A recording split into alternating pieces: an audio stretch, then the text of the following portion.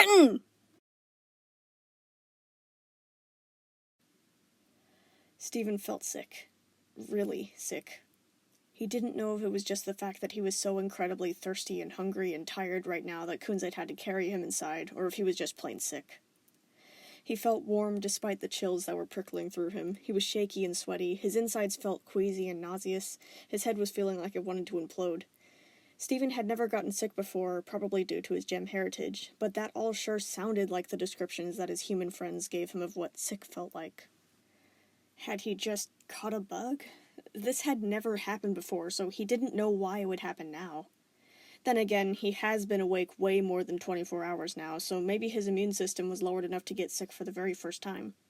Whatever it was, it didn't seem to have any plans to leave anytime soon, so Stephen now had to deal with that too. Kunzite took him to the sink first, letting him drink out of a cup that they filled up, and after a few tries, he was finally able to swallow down the water without puking it up in the sink again.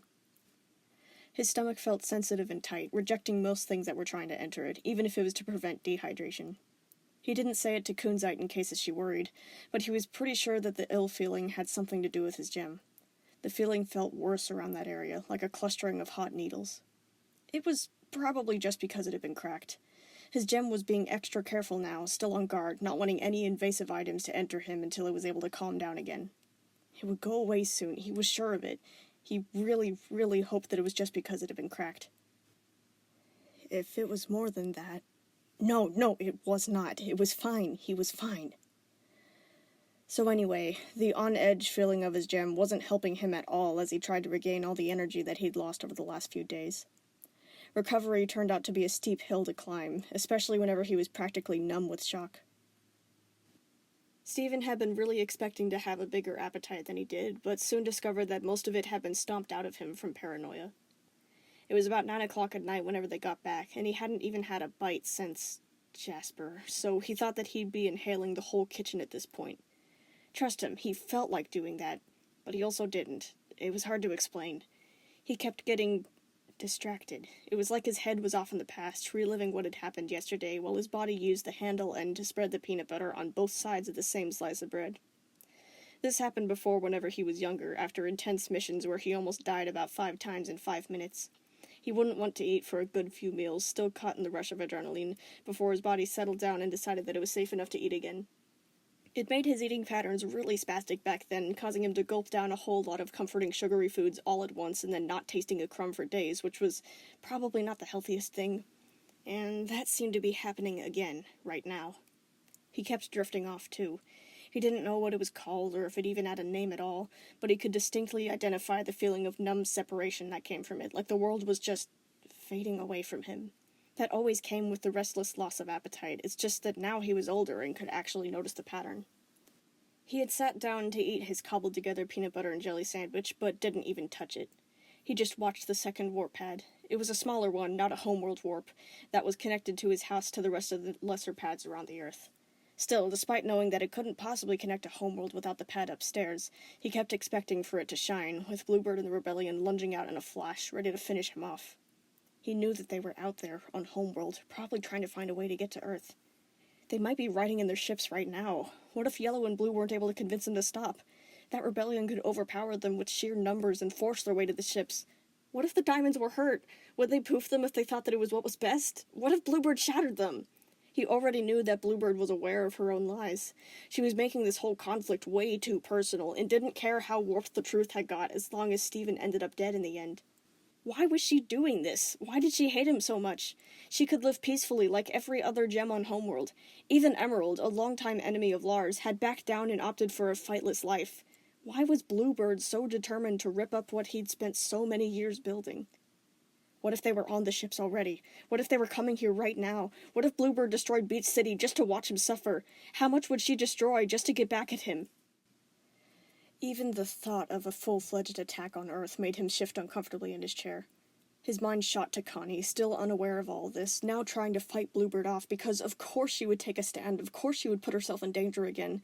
And his dad, kidnapped by Bluebird again, used as a hostage, forcing him to do nothing as his home is burned before him. He abruptly leaped up, nearly knocking his chair over, the fear like urgent needles being driven through the heels of his feet. Was Earth about to be invaded because of him? "Stephen?" Volleyball asked. "What is it?" Spinell and Volleyball were sitting on the couch, talking amongst themselves.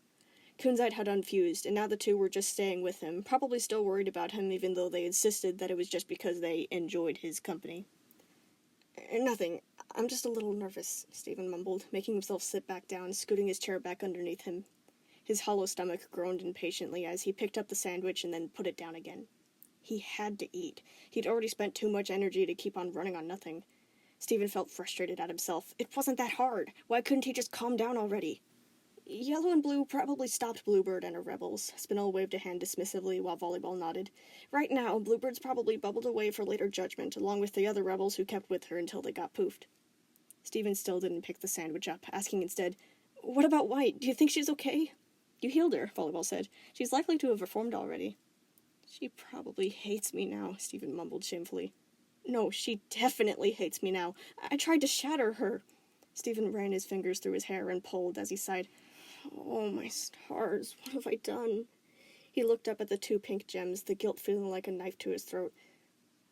I'm so sorry for everything. I don't know what got into me. I'm just messing everything up even more. This is all my fault." Volleyball and Spinell exchanged concerned glances. Spinell finally said, "I won't say that it's totally fine that you tried to shatter White. That's going to have consequences. You'll have to explain yourself and then earn her trust again, as well as the rest of Homeworld's trust. It won't happen overnight. But it's going to be all right eventually. Something's happening to your powers. You were obviously not in a, stable enough state of mind to make a sane decision." Stephen didn't like how she said that. It made it sound like they were making it official in their heads that he was crazy. But he wasn't crazy. He was just... Okay, he didn't know what he was, but he knew that he didn't want it to be crazy. "I've never wanted to shatter White, even whenever she was still a tyrant," Stephen burst out. "I have no idea why I tried to now. That doesn't make any sense. Why would I do that? She's like my grandma. Why would I try to kill my grandma?" "Your grandma who ripped out your life force and left you to bleed out at her feet," something whispered to him from far away. He moved a hand to his gem, rubbing at it as it prickled unpleasantly. "It'll be all right, Stephen," Volleyball reassured him. "It might be tough for a while, but we'll figure it out. Just eat your food." Stephen stared blankly at the sandwich, his empty guts squirming with cold anxiety, still not feeling up to it. He couldn't tell if the weak nausea would get better or worse if he ate. But still, he decided to pick up the sandwich and force it down anyway, knowing that he needed the energy, his eyes glued to the warp pad through every bite, ready to shoot up again if something happened while Volleyball and Spinell whispered about him. He washed it down with a lot of water, the thirst feeling like it would never leave his throat. His belly was still feeling mostly unfilled, wanting more where the sandwich came from, but he didn't trust himself to be able to keep anything else down. He just felt too sick to eat, and he was too fearful to sit there any longer anyway. He was feeling a little better once he finished, but not anywhere near where he wanted to be. He just wanted to sleep at this point. That was what was really dragging him down.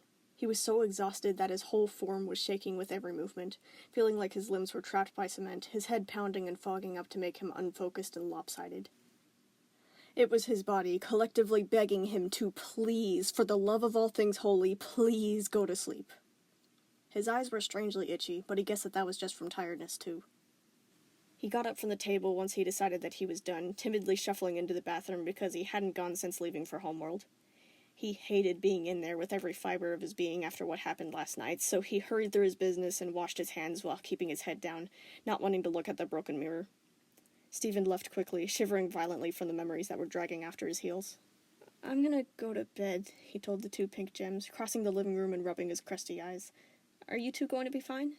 "Yeah, we're okay, big bro," Spinell said. "Do you think your family will be home anytime soon?"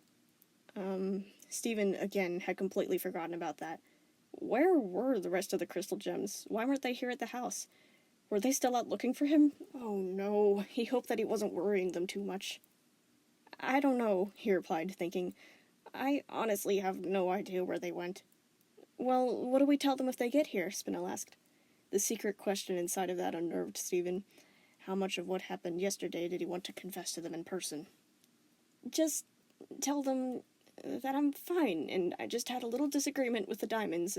It'll all be fixed soon, don't worry about it." Stephen tried to smile at them, but he got the impression that he was too frazzled to look reassuring. Spinell and Volleyball exchanged glances again. "That's the most watered down that story could have gotten," Spinell remarked. Maybe they don't need to know, Stephen said nervously. I can fix it, and they'll never have to know or think about any of it. He sighed, knowing that he sounded wrong. I don't want to bother them. All right, then. Good night, Spinel shrugged. Good night. Thank you. So Stephen warily headed upstairs into his room, hoping that he wouldn't have as much trouble sleeping as he did eating. Even though he got into bed, he didn't close his eyes for a long time. He had the unsettling, sickening feeling that something very, very bad was about to happen. Something that he wouldn't be able to fix.